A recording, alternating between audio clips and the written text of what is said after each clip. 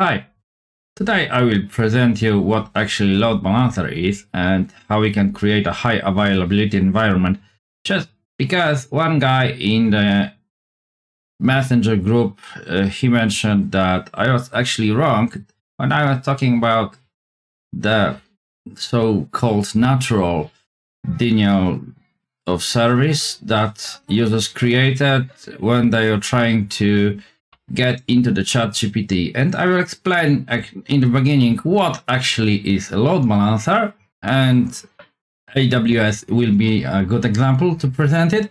And after that, I will switch to the ChatGPT, and then I will present in a moment how to actually get into this environment, right? And exactly that the front end where you type the prompt is actually something that is loaded by a web server, and this is not yet an information prompt sent to the large language model that ChatGPT is actually.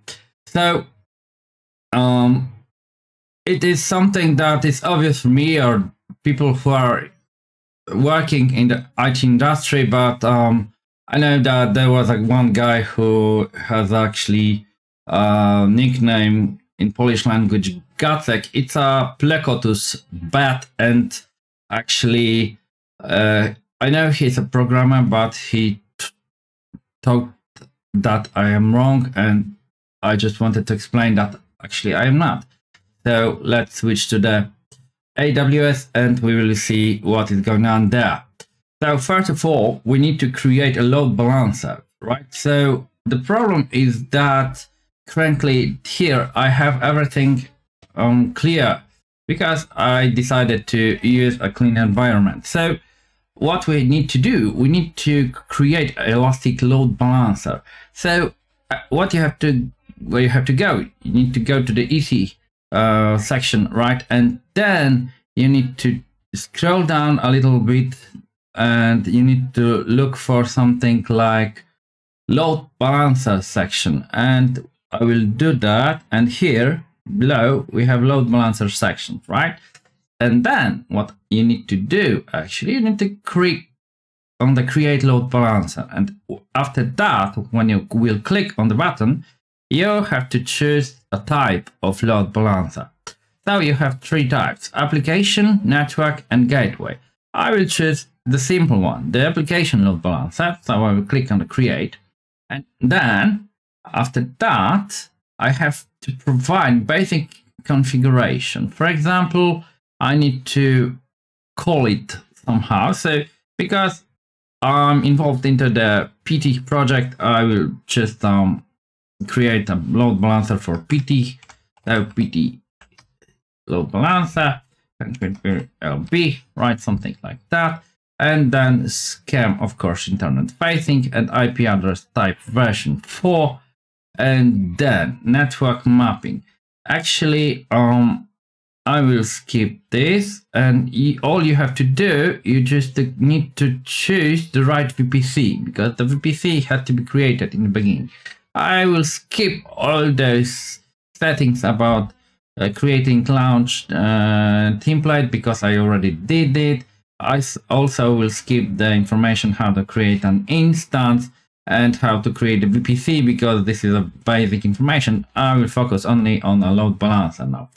So after that, when I'm going to create a load balancer, it's good to create it. But before we will do that, actually, because we can choose here the region, security group, etc. But before we will do this, I would like to warn you, first of all, do not do this, but instead create a target group.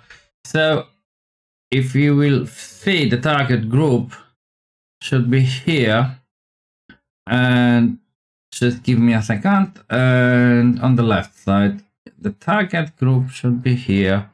Instant, large, I don't remember everything, then security, load balancer, yeah, target groups are below load balancers. And now, first of all, in the beginning, you have to create a target group before you will create a load balancer.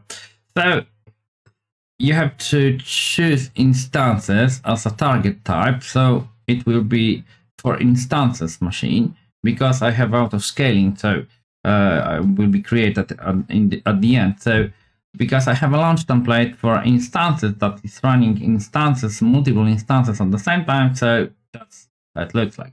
Target group name. It can be ptech, for example, TG, target group, right? And I will have to choose the port 80 and HTTP. Then I have to choose my VPC, it's a ptech, and I need to choose the protocol HTTP one. That is fine. And at the end, I can add the tag as optional, and I can add owner, and it can be something like admin or something like that. And click next, and create a target group, just like that, right? So for now, there is no running instance, but it doesn't matter. Create target group, and it should work. Okay, now we have to go to the load balancer. So we have to create it here. Create load balancer, choose application once again, create load balancer. So it will be PDB, internet facing, IP version 4, VPC, you have to choose this one, select both, and subnet. Yeah, exactly this one and this one. You need to select both regions in my case, because I created 2 subnets. So we have to choose 2, I mean, this is the region West 1A and 1B. So I created 2 subnets, and then you need to choose, instead of the default one, I will choose my own that is already created. That's all. And what next? Okay. I need to scroll down to the listeners, and in listeners port 80, of course. And here, eventually, you can select the target group you already created previously, because without this, it will not work, right? So this is a crucial step. So first of all, create a target group, and after that, create a load balancer. Okay, so select the VPC ability, security group, and we did it. And target group is existing target group, and then eventually I can load balancer tags is optional. An owner can be an administrator. So it's good to have something like this, because then it's easy to find out who created what, and that's the reason I usually use some tags to quickly tag settings.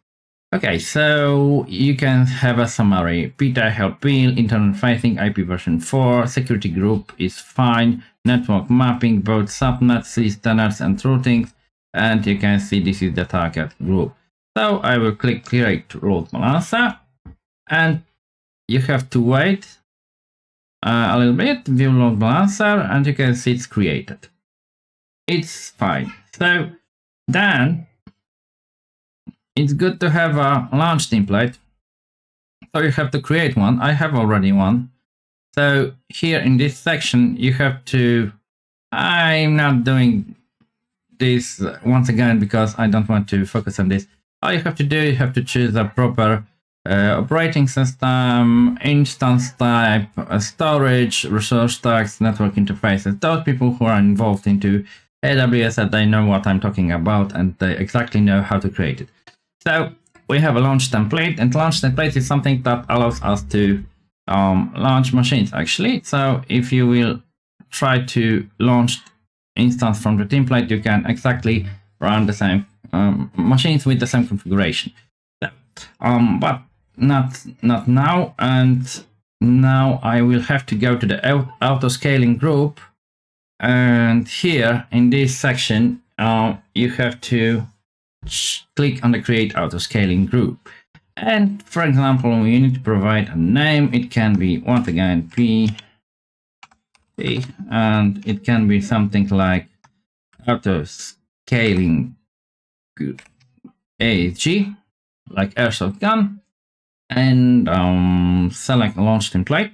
So you have to select the and of course the version. So in my case, it's the default version, and that is all. And next, and VPC, instead of this, choose this one. I mean, the one I already created, and I need to select both subnets in this case, and instant type requirements. I will not overwrite launch template. I just don't want to do that. But I need to then click on the next one. And you have to attach an existing load balancer and choose from your load balancer target groups. And if you will do this way, it should work the way. So that's the reason we have to do that. And after that, attached to VPC lattice service. Actually, I don't know. I don't have to use it now currently. Health checks. It's good to enable this option. And also monitoring and something like that. Maybe no, the one. This is enable default instance tomorrow. It's a time that instance needs to actually run all the configuration, but I will not enable it just because I don't need it. But I'm wondering, what about and target groups, and then next, and then you have to choose the desired capacity. So let's say we want to have 2 machines. And the minimum capacity is the 2, but maximum capacity is, for example, 3 machines. And for example, this is exactly what I'm talking about, what load balancers is. It works the way that if there is a huge demand, actually, if there is a high load on a CPU, then the next instance is created automatically with the same configuration, and it takes the load, it takes part of the load, and after that all the, for example, all the load is divided between 3 instances instead of 2. So this is how the load balancer actually works, and this is the way we solve the issues automatically, because when you have a huge traffic to servers, to the data center, right? Where you have servers that are serving the web servers, for example, Nginx or Apache, right? And they are serving websites. Then if there is a huge traffic, automatically new instances can be created, and they can take this load and divide between machines. So the service will be all the time provided. There will be no actually disturbance, but at the same time you can set up, but I will not focus on this, but I can talk about it. You can set up some kind of alert. So you have some kind of distributed denial of service, for example, and it's informing you that, yeah, more machines have been created, more instances are running currently to be able to handle the traffic, but you know that something is going on, and then you can react, right? You can take the responsibility, and you can find out from which country or countries the attack is coming from, and eventually you can figure it out and then just, you know, cut it off permanently. If you need to, you can drop the traffic from specific IP addresses or from the IP address pool, and then this way you can get rid of, and or eventually if there is a really huge DDoS, so you can try to figure it out with, I don't know, Radware or Cloudflare or any company that is able to help you to protect against the DDoS and to cut and to drop the traffic. So that's the reason. And okay, so scaling policies, and then you can, of course, after that, when you will do this, you can define the scaling policies. So you have to choose target tracking policy, scaling policy. Scaling policy name, you can leave as it is, or you can eventually change the name. So I will change it to the PT target tracking policy. It can be something like that.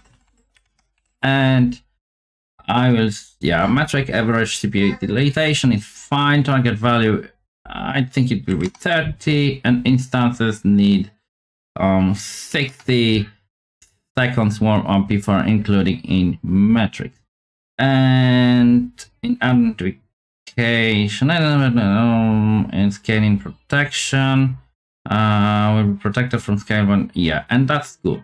Next, and add notification. You don't do this, you don't do anything. And in the tag, of course, you can set something like owner, and in my case it will be admin, and click next, and then you have the configuration details. So you know the name, you can see the launch template, you can see which networks are selected, actually, which load balancer is in use. There is information about health check, additional settings, group size, and something like that. Okay, and create auto scaling group. Here we go. And then if you will do this, it will create, so you have to wait a little bit. And actually, if you want to simulate the load, actually, you need to log into the machine, and let's see, launch templates, and I will launch, I will click this one, and actions, launch instance from template. We will choose to run to 2 instances, for example, launch instance. Okay, sorry, because I don't want to use the keys currently, because I already have keys implemented the different way, because I just put in the additional settings and launch templates. A simple bash that is adding a key and it's setting it properly. So now if I will go to EC2 and instances, you can see 2 instances, you can see something like that, right? And because I decided to run 2 instances, it automatically added 2 new, right? Because of the auto scaling group. So now 4 instances actually are running, then that is fine. And if you will go into 2 or 3 machines and you will run simple command like while true semicolon do echo semicolon down, and you will wait a little bit, I don't know, 30 minutes, 40 minutes, hard to say how long it will have to run to make the load, and the threshold will be above 30%, because I was setting that CPU has 30% in use. So if the threshold will be above 30% and the load will be high on all 3 machines, on all 4, right? So the next instance will be automatically created, and it will up and it will be running. So this is the way how it is working. And now I would like to switch to the ChatGPT and explain what exactly how it is working, and then it will be able to I will be able just to actually quite really simply explain this. So this is it, and this is the ChatGPT login. Here we go. This is something like that. OpenAI, continue. Here we go. Enter one-time code. So I need to put the one-time code, for example, this one. Just give me a second. And here we go. 1 second, 1 second. And yeah, this one. Okay, continue. And now you can see apps. This is the most important section. A few days ago, when you clicked on the ChatGPT, it wasn't working. Why? Just because of the traffic. What people did? Yeah, they created huge traffic, a kind of natural distributed denial of service, because they were trying to get into the web servers, not into the ChatGPT model, the large language model. No, still this section and this one and this one, those three are just some kind, I can call it, let's say, a gateway to a proper environment. And I suppose that ChatGPT has separate pool of IP addresses with separate web servers. DALL-E is a separate service, of course, with separate pool of IP addresses on separate servers, and API is a separate section also. And what was interesting, that through API, I was able to use ChatGPT directly from the CLI, from the command line in Linux machine. And I already provided an information and tutorial how to make it work. And API was working, but ChatGPT wasn't. Why? Just because all the time it is a simple web server. And even if you were able to use the API, you weren't able to use this one because load balancer wasn't working properly, probably, or something like that, I suppose. And the traffic was too big, actually too big to be able to let these servers to handle it. And even if instances, for example, they were created automatically and they were able to take the load in the beginning, but after, I have to say, how few hours, I don't know how many million of people were trying to get into, but there is a limitation also on the hardware part. Okay, I have a GPT-4, so you have a default browser with being beta version and plugins beta. How to enable those options? Actually, quite easy. You have to click on the three dots, go to settings, and go to beta features and enable those two here. That's all. If you don't want to use your prompts in the future to be in use in the future by OpenAI company, I mean, it's a foundation, but funny actually, because they sign a contract with Microsoft. It doesn't matter. And you don't want to let them to use your prompts history to actually learn or improve their models. I mean, learn their models. Yes, they are learning all the time. So, and you don't have, I mean, you have no idea because, okay, so currently the whole model is limited to the date September 2021, right? So that's quite interesting, because if there is some new information like the Queen Elizabeth is dead, it doesn't know about it.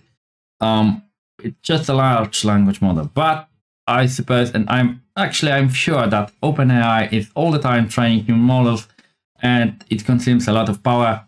And not only this, because we know that learning actually a language model is quite problematic because of the high consumption, high demand on CPU and RAM, but that is why special graphics cards are in use, created and produced by NVIDIA, but it's a separate topic.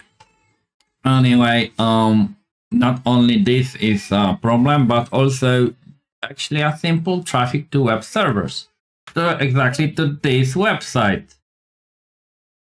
And after that, when you will prompt something here and you will hit enter, then it sends the data to the large language model. But before, here, this is a web server. Actually, this is a service that is handled by a web server. Simple as that. And if a million of people is trying to get into this, and the load balancer is not created properly, or actually it's created properly, but it's not enough. And not enough hardware is able to handle a lot of virtual instances, for example, or they need more hardware. I mean, they need more servers to be able to handle the traffic, or better, even better connection. I don't know, 100 gigabits per second or something, or even bigger connection. I'm talking about the fiber channel, right? And multiple connections to the data center. This is something really huge. And if you want to let this use, it's good to pay for this. Of course, yeah, API is cheaper than this one, because for this section, you have to buy it, and you have to pay $20 for a month. And through API, you are using 0.002 bucks per 1K request, 1K prompt, something like that. Just give me a second, and I will look for this, because I was mentioning about it, but I need to find out this information. And just give me a second. Yeah, this one. And here we go. And yeah, I was talking about this 0.002 per 1K tokens. So yeah, API is cheaper. However, it's good to pay for this, because not everyone is able to use API, or don't want to, or I prefer to use API, but I prefer to use command line. But I think it's a good idea to support OpenAI just like that, and pay them those $20 per month. It's not enough if we are talking about 100 people, but if millions of people are paying for this, then it's a lot. It's a lot of money, and this is good for them, because they can develop, they can expand, they can buy more hardware, they can get it work, and you will be able to use it without any problem. So I hope I explained it, that indeed a huge traffic, a natural traffic that comes from users that are trying to get into the servers, is just creating a simple, really simple DDoS, the distributed denial of service. So how the DDoS is working actually? The same way. Just it can be a one guy who bought a botnet in a dark web. So he has an access to thousands of devices, and he's just pinging a server from thousands of devices, for example. That's how it works, actually. He's requesting servers. He's sending requests, and I mean, it doesn't have to be ping. It's just requesting all the time. It can request one server from 1,000 devices, or 10,000 devices, or bigger. It depends on how botnet is big. And after some time, 1 hour, 2 hours, 3 hours, I mean, the server will give up just like that. Or eventually it will be able to create instance by instance, but there is some limitations, and if an administrator set not enough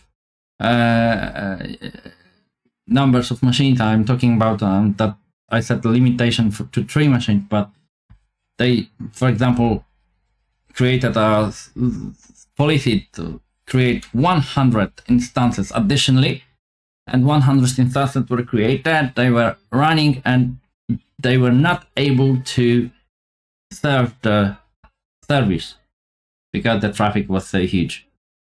That's the reason. Simple as that. And I hope you understand it. So this is very, very crucial. And yeah, this is something that you need to understand, and I hope I explained it pretty well. So this way you will be able to understand how exactly all of those is working. And next time I will try to talk about the hardware that is required to run, to learn and run after that large language model.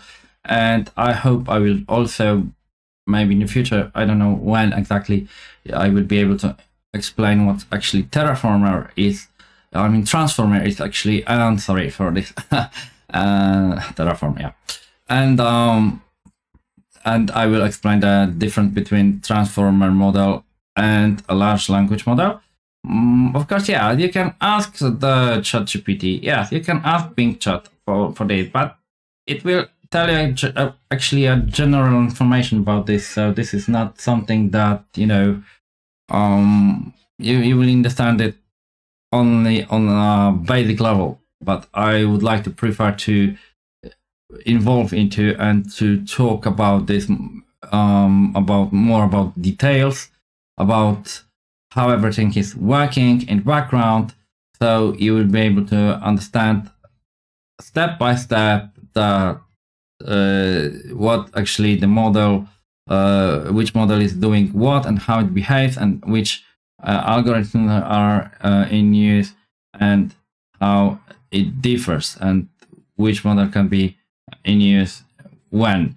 And yeah, and that's the reason of the difference, because in the background, you know, it's a different solution, just like that.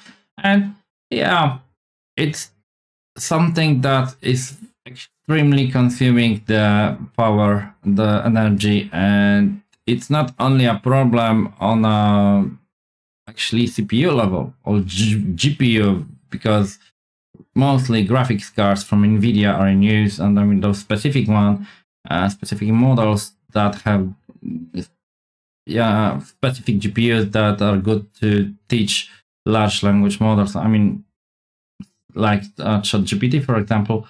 But it's not only this is a problem, but also, you know, just an energy, and energy is expensive, and it will be more expensive in the future, I suppose. And this is something that it should be also solved in the future. And the problem is actually quite big, because this is a kind of race between companies, and, you know, if you will scale it and the model will be bigger, and for example, if I provided last time the comparison between models like VUDAO 2.0 and Palm and ChatGPT 4 and 3, and I provided you the information how many operations they are able to handle.